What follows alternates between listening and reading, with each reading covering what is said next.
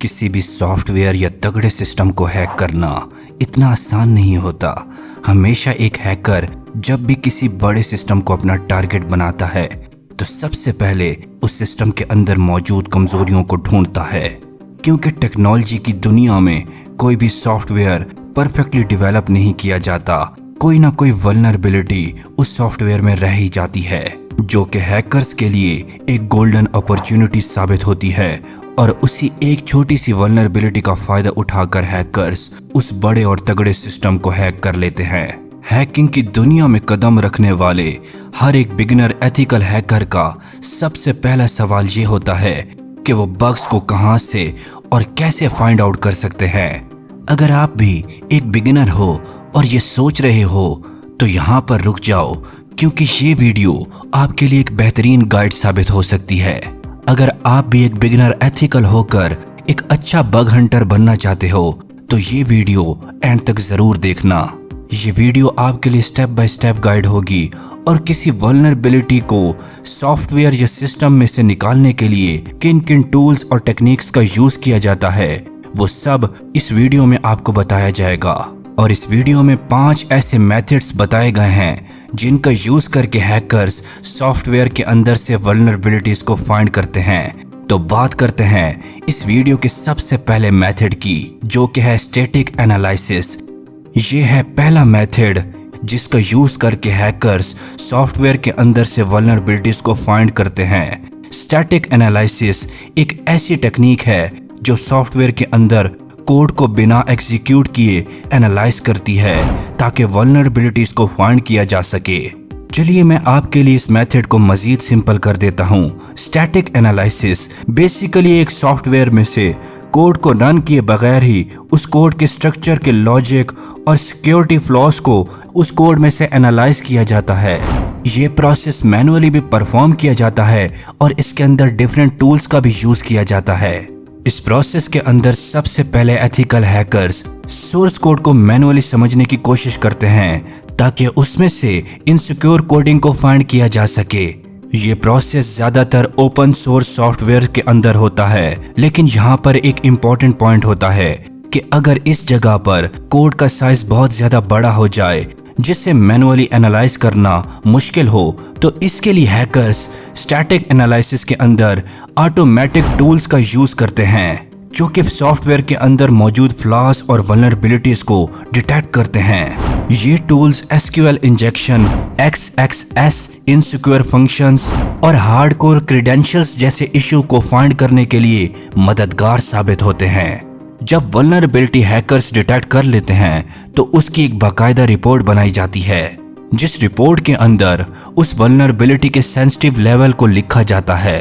अब बात करते हैं इस प्रोसेस यानी कि स्टैटिक एनालिसिस के अंदर यूज होने वाले कुछ हैकिंग टूल्स की।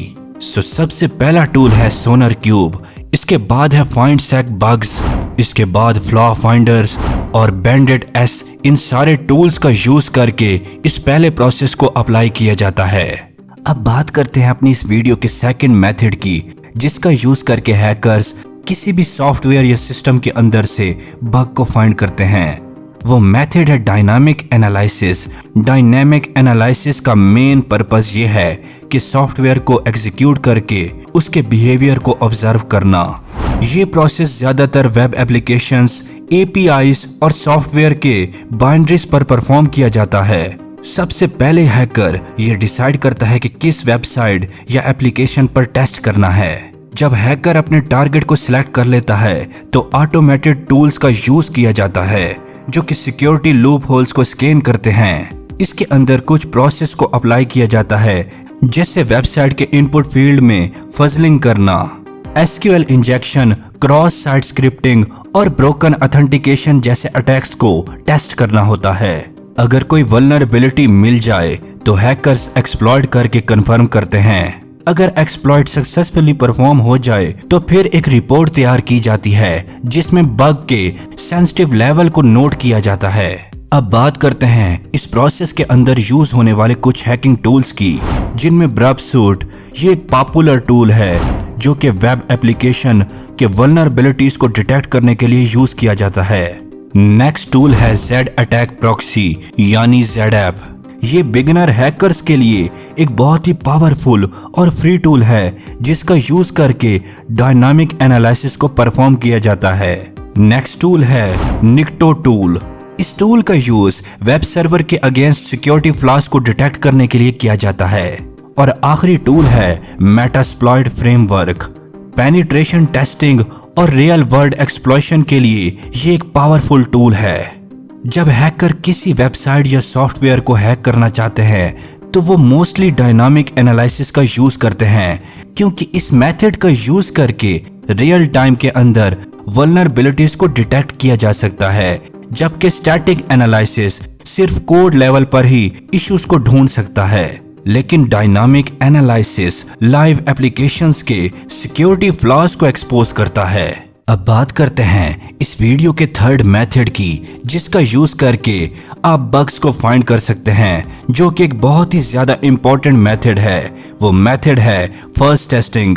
फर्स्ट टेस्टिंग का बेसिक आइडिया ये है कि सॉफ्टवेयर या वेब एप्लीकेशंस को अनएक्सपेक्टेड और रैंडम डेटा दिखाकर उसके रिस्पॉन्स को ऑब्जर्व करना। अगर एप्लीकेशन क्रैश हो जाए या एरर दे या एक्सप्लॉइट हो जाए तो इसका मतलब है इस एप्लीकेशन के अंदर सिक्योरिटी फ्लॉज मौजूद हैं। इस मेथड के अंदर हैकर्स सबसे पहले अपना टारगेट सिलेक्ट करते हैं कि उन्हें किस एप्लीकेशन के ऊपर यह फजिंग टेस्टिंग अप्लाई करना है।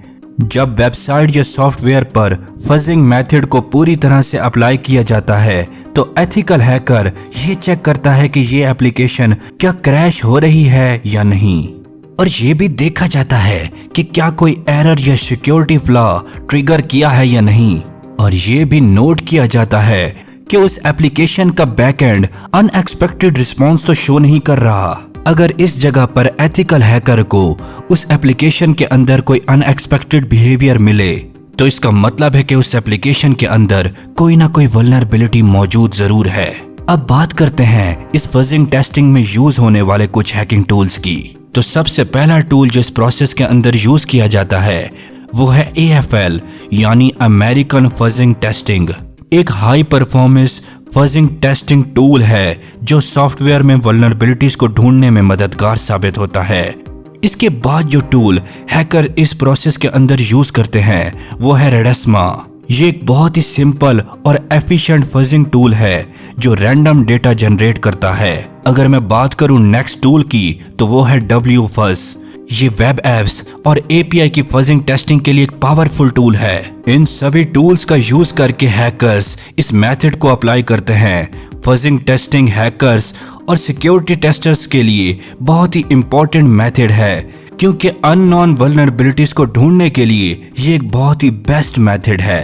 अब बात करते हैं फोर्थ मेथड की, जिसका यूज करके हैकर्स किसी सिस्टम या सॉफ्टवेयर के अंदर वल्नरेबिलिटीज को फाइंड करते हैं। वो बहुत ही इंपॉर्टेंट मेथड है रिवर्स इंजीनियरिंग।